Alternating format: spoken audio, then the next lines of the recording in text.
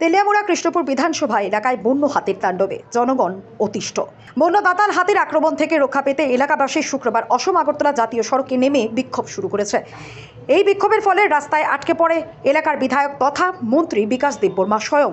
ঘটনাস্থলে মহকুমা শাসক, মহকুমা পুলিশ আধিকারিক সহ তেলিয়ামুড়া থানার ওসি সহ বিশাল পুলিশ বাহিনী ছুটে গেছে।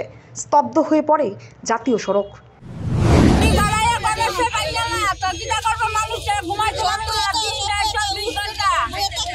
গণেশ এই সমস্যা কালকে ঘর থেকে একটা হয়েছে বড় আর একটা হয়েছে বাইরে। গণেশ আমার গাড়া কোন এলাকায় না কতদিন ধরে আপনারা এরকম সমস্যা? কতদিন ধরে এরকম সমস্যা আপনারা?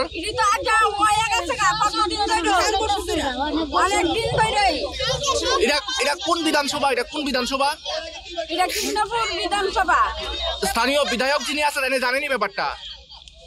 সবাই জানে, সবাই জানে। এখন পর্যন্ত কি কি অ্যাকশন নিছে? কোনো অ্যাকশন নিছে না। আয়ে ঘর ভাঙিয়ে দিয়েছে, আমার ঘর ভাঙিয়ে দিয়ে গেছে, জ্বালানা ভাঙিয়ে দিয়ে গেছে, কাঠের জ্বালানা ভাঙিয়ে দিয়ে গেছে। আয়া দেখছে, দেখে কাগজ জমা দিও, মানুষ মেরে দিলে মানুষটা পয়সা না।